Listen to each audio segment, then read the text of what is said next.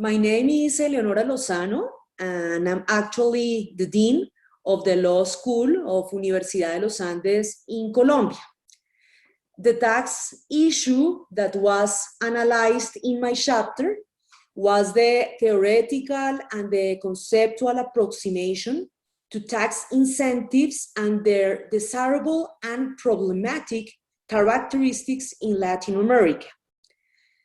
This tax issue is important for the achievement of the 2013 SDGs, since through tax incentives, governments around the globe seek to attract foreign direct investments in their countries in order to reduce low productivity and poor infrastructure, increase quality in the provision of education and health services, reduce gender and territorial inequalities in relation to minorities, and reduce the accelerated impact of climate change on the poorest of society.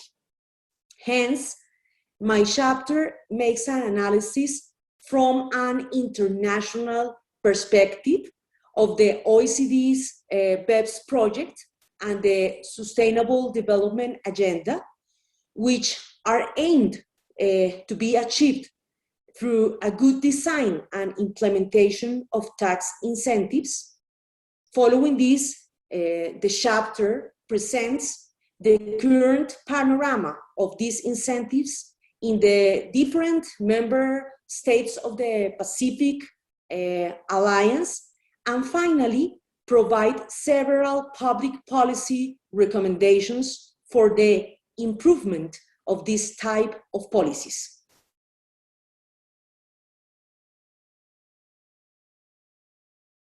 First of all, what I discovered during the elaboration of my chapter is that there is not a unified consensus in defining what a tax incentive is.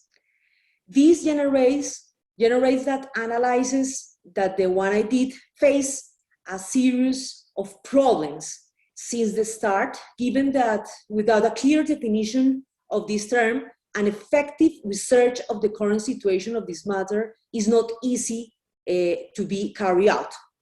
However, after analyzing different definitions provided by researchers, I concluded that a tax incentive has the following characteristic. They must be special and exceptional tax measures against general rules. They are favorable to a sector or a type of investment to attract it. They seek to increase its rates of return or reduce risks and costs. They must comply with a strict process of qualification of requirements for access. They must ideally be defined for a determined period.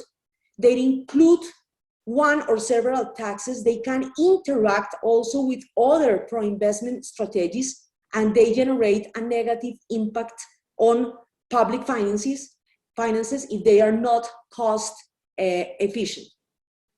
Also, I discovered that it is easy to find a relationship between the purpose of the tax incentives offered in the Pacific Alliance countries and the SDGs.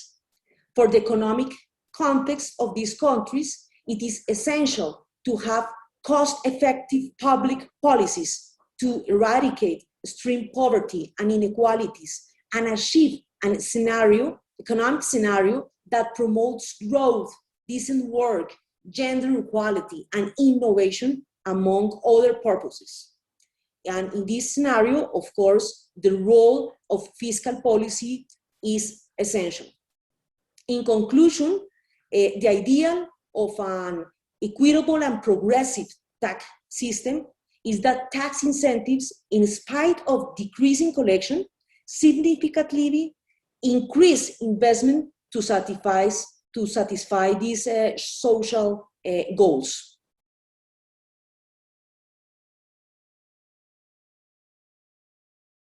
Basically, what I conclude is that the problem of tax incentives in Latin America is overdiagnosed. Thus, an effort is required from national and subnational governments to improve flat tax structures with exceptional incentives for investment and periodic evaluations in order to comply with international standards and achieve more equitable, progressive, and efficient tax scheme. Finally, public fiscal policy on tax incentives in Latin America countries in general and in the Pacific Alliance in particular should take into account the following recommendations. First, periodic preparation of reports on tax incentives. Second, linking tax incentives reports to budgetary decision making. Third, constant monitoring and evaluation of the effectiveness of tax incentives and the participation of multiple actors. Then also we need the assessment of tax incentives should include the fulfillment of the international aspiration of the OECD's BEPS project and the 2030 Sustainable Development Agenda. Fifth, we need to include only tax incentives in tax rules. We have also to define a clear criteria in the law for the access to tax incentives. And finally, I conclude that it's very important a need of coordination between national and subnational governments in the monitoring and in the evaluation of tax incentives in our region.